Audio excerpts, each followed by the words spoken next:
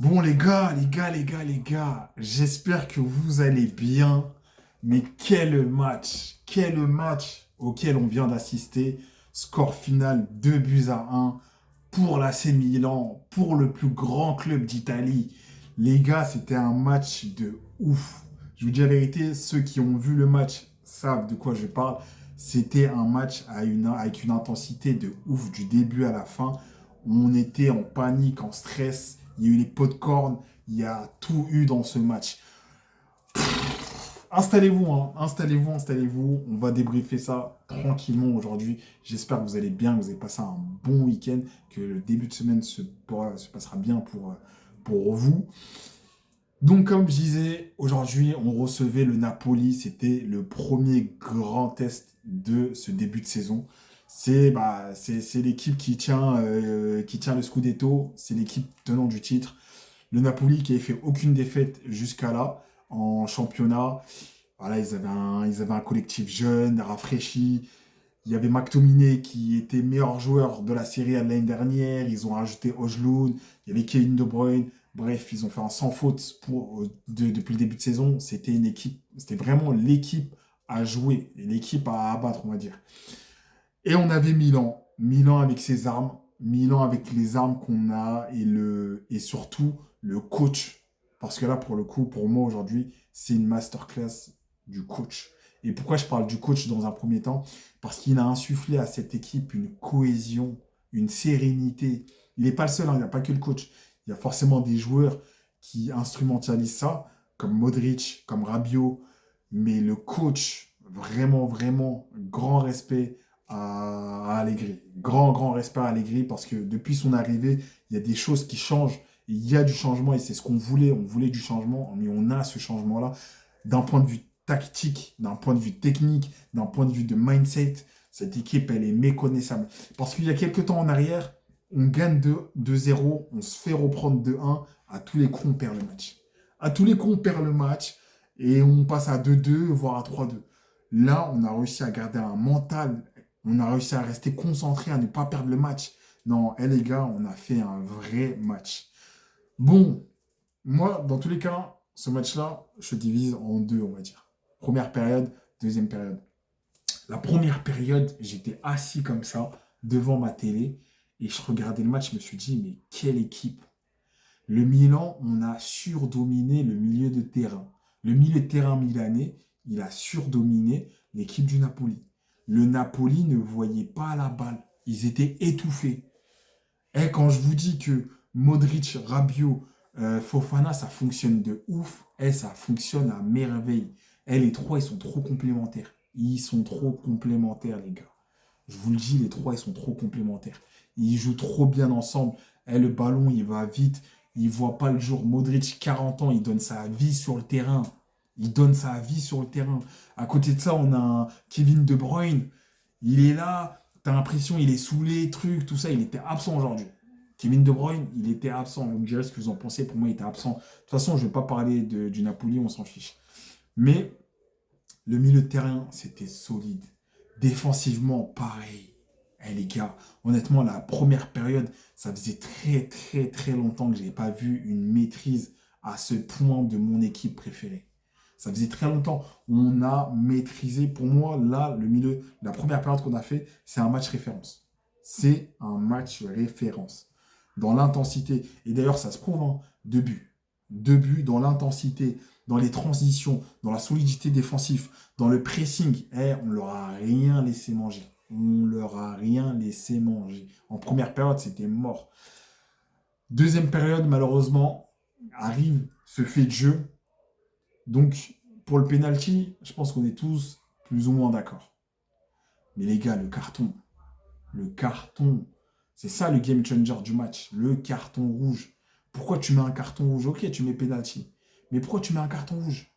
C'est dire, ouais, il s'est fait attraper un peu, tout ça, etc. Vas-y, penalty. Mais pourquoi tu mets un carton? Bref, ça a vraiment tout changé parce que suite à ce carton, Pulisic, il est sorti alors que Pulisic est en feu. Pulisic, il était en feu. De toute façon, depuis ce début de saison, il est en feu. Donc, tu as vu Pulisic soit en feu, mais tu as vu, reste concentré parce que si tu es trop en feu, l'année prochaine, il y a du City, il y a du United, ils vont t'envoyer des billets Et vas-y, nos dirigeants, ils vont se dire, bon, allez, on le vend. Non, non, non, non. Pulisic, reste chez nous, là. Reste en feu, mais t'as vu, canalise un peu le feu, tu vois. Reste chez nous. Parce qu'en ce début de saison, Pulisic, il est en feu. Passe des buts. Bref, penalty, enfin, carton rouge, penalty. On sort Pulisic. Malheureusement, à un moment donné, pareil, Salmakers, c'est un tueur. Depuis le début de saison, on vous le dit, mais Salmakers, c'est un tueur. Depuis qu'il est revenu à la Roma, je sais pas, on lui a donné quoi là-bas, là. Si c'est la Louve, il a été allaité comme Romulus et je sais pas qui, mais depuis son retour de la Roma, c'est un tueur. Là, pareil, sur la première action, 2 minutes de match, bam, il marque. 2 minutes de match, il est là, il marque. Il est dans le pressing, il court. Non, honnêtement, il n'y a rien à dire sur Salmakers. Donc lui, pareil, il sort aussi. Et là, on se retrouve acculé. Là, on se dit, on va passer 30 minutes, ça va être compliqué. Et c'est là où le mental y joue. Et c'est là où le 13e homme, ou du moins le 12e homme, y joue. Et le 12e homme, c'est le public. Et heureusement qu'il y avait la Courva avec nous aujourd'hui. Heureusement. Ils ont chanté, ils nous ont soutenus, ils ont soutenu les joueurs. Heureusement qu'ils étaient là. Parce que sans eux, là, ce match-là, c'est compliqué, encore une fois. Donc oui, heureusement que la Courva Soud était là aujourd'hui. Parce que c'était un grand match et j'espère que ça va envoyer un message à la direction qu'un stade un stade où on reçoit, le mythique stade du San Siro qu'on reçoit, il faut qu'on fasse sentir aux gens qui sont chez nous, là. Donc, deuxième période, on prend un bouillon. Et en fait, c'est dans ce contexte-là que malheureusement, Léo il revient. Et le contexte, il est compliqué. On est à 10, on se prend un bouillon. Du coup, le retour de Léo, là, j'en parle pas trop parce que son retour, il est compliqué. Il a bien joué son rôle, hein, de garder les ballons, d'essayer de faire deux trois actions, mais c'était vite devant. Salmakers, il était plus là, Pulisic, il était plus là, Jiménez, pareil, il était plus là, il n'y avait plus personne devant. Du coup, lui, vraiment, je pense que le rôle qu'on lui a donné, c'est, vas-y, essaye de garder un peu le ballon, et avec tes fulgurances, peut-être, de tenter quelque chose, mais voilà, je pense que c'est compliqué de juger son match, là. Pareil pour Bertazaghi, pareil pour Winter et Atelkeman. À Tuchman, ça a été compliqué. Ça a été compliqué, il est rentré, il a fait des pertes de balles, il n'était pas dans le bon tempo. C'était compliqué, mais tu rentres dans un match où c'est chaud comme ça, à la 70e, à la 75e, où il y a 2-1, il pousse pour le 2-2, et s'il y a 2-2, peut-être qu'il y a 3-2. On ne peut pas les juger. On ne peut pas les juger, donc c'est pour ça que moi, je vais pas juger leurs prestations. Mais la deuxième période a été compliquée et ce que j'ai aimé dans cette deuxième période, c'est le mental que les joueurs ont pu avoir pour ne pas craquer. C'est-à-dire il y avait une solidarité, elle était incroyable. Défensif, il y avait une solidarité défensive de ouf. Rabiot, il revenait derrière. Modric, il revenait. T'as Tomori, il a tout donné sur le terrain. Carrément, il était cuit, on a dû le sortir. Pareil, Gabia, il a tout donné. Et forcément, un grand match, il dit grand gardien. Donc pareil, Maignan, il a tout donné, à part le pénalty, malheureusement, il ne pouvait pas faire grand-chose. Mais à part ça, il a tout donné, Maignan. Il nous a fait des parades, vraiment, vraiment, elles étaient incroyables. Donc pour moi, là, ce match-là, c'est vraiment un match de référence à garder en mémoire. C'est un match à garder en mémoire, tant dans l'intensité, dans le pressing, dans les combinaisons. Il n'y a vraiment absolument rien à dire. Et tout supporter du Milan qui a regardé le match a aimé son club, a aimé voir le club du Milan jouer comme ça, aussi de façon fluide. Et à un moment donné, on se dit même, purée, cette année, c'est peut-être à nous. Là, c'est trop tôt, là. C'est trop tôt pour se le dire, parce que voilà, on est qu'en septembre. Fin septembre, c'est beaucoup trop tôt. Mais on s'est permis de rêver, là. Pendant cette pro... Moi, je vous dis la vérité, hein, pendant le match, je me suis dit, mais on est trop chaud. Je me suis dit, on est trop chaud. Mais voilà, calma, calma, calma, calma. On en reparlera en janvier, on en reparlera en avril, ainsi de suite, étape par étape. En tout cas, on est premier du championnat pour l'instant, à égalité de points avec le Napoli.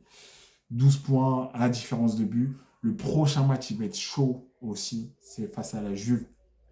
Là, c'est vraiment les matchs les plus chauds qu'on passe là, face à la Juve. Pas le droit à l'erreur également, tout en sachant qu'ils vont venir d'une semaine Ligue des Champions. Donc voilà, pas le droit à l'erreur. Il faut qu'on reste concentré. Nous, on n'a que le championnat. Et cette année, le championnat, il faut qu'on aille le chercher. Prenez soin de vous et on se dit au week-end prochain.